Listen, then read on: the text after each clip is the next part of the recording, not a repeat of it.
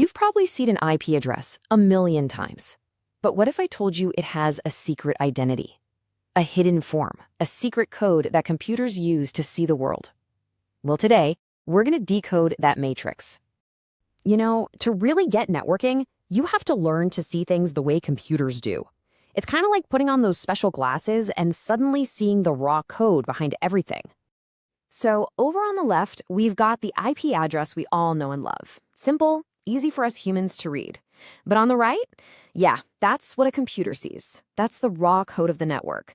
It might look like a jumble of ones and zeros right now, but trust me, by the end of this, you'll be reading it like a pro. And that right there is the big question, isn't it? How do we translate between our language and the computer's language? How do we learn to read the code ourselves? Now, you might be thinking, okay, but why do I really need to know this? Think of it like a classic wax-on, wax-off moment. Mastering this conversion is the foundational building block. You absolutely need it to tackle the bigger, more advanced networking topics, like subnetting. All right, so before we can start translating, we need to get familiar with the alphabet of this new language. So let's break down its most basic parts. That whole long string of code we just saw, it's made up of exactly 32 digits. And in the world of computers, we call each one of those individual digits a bit. And here's where it gets kind of neat. These bits group together. 8 bits make up what we call 1 byte. So if a whole IP address is 32 bits long, a little quick math tells us it's also exactly 4 bytes long. See the pattern? This brings us to a super important word, octet. Each of those 4 sections of an IP address, the parts separated by the dots, that's an octet.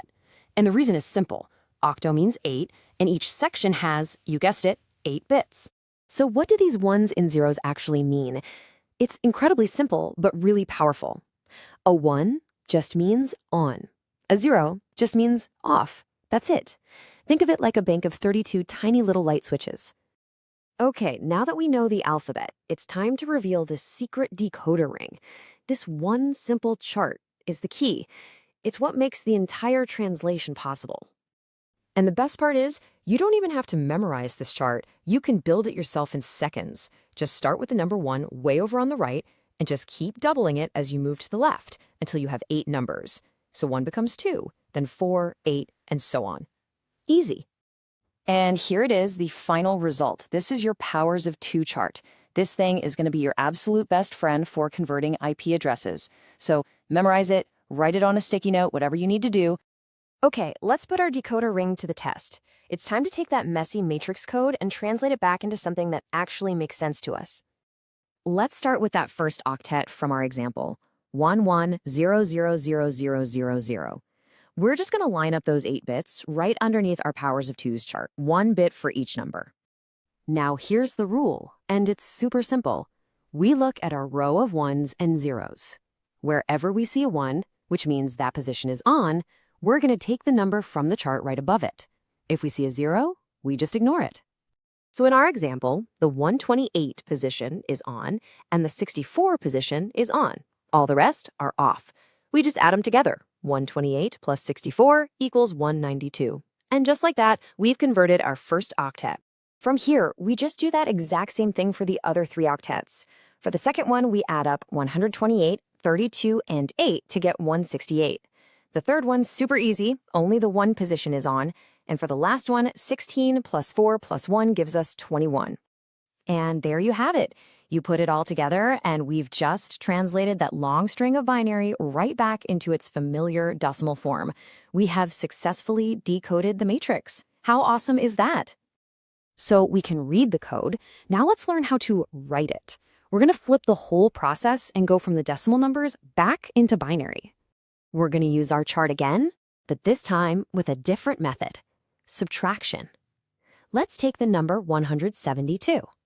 We start all the way on the left of our chart with 128, and we ask a really simple question. Can we subtract 128 from 172? Well, yes, we can. And because the answer is yes, we turn that bit on by putting a 1 in that position. Then we just do the math. 172 minus 128 leaves us with a remainder of 44. Now we just keep going down the line, but with our new remainder, 44. So can we subtract 64 from 44? No, that would give us a negative number, so that bit is a 0. Can we subtract 32? Yes, so that bit's a 1, and that leaves us with 12. You see what's happening here? We just keep repeating this yes or no game until a remainder hits 0. Any spots left over after that are also 0. Here you can see the results for a couple of other examples. Our 172 became 1010100. The number 16 is even quicker. You can't subtract anything until you get right to the 16 spot, so only that one bit gets turned on. We do the same for 34, and just like that, we're officially writing our own lines of matrix code. Look, this is way more than just a party trick. By learning to see the world in binary, by learning to write it, you've basically just unlocked a fundamental superpower in networking.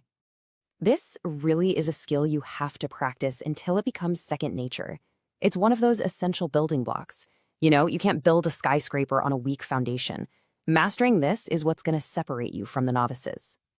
So, you've learned to decode the matrix. You can now see the digital world the way that computers do. The only question left is, with this new power, what are you going to build next?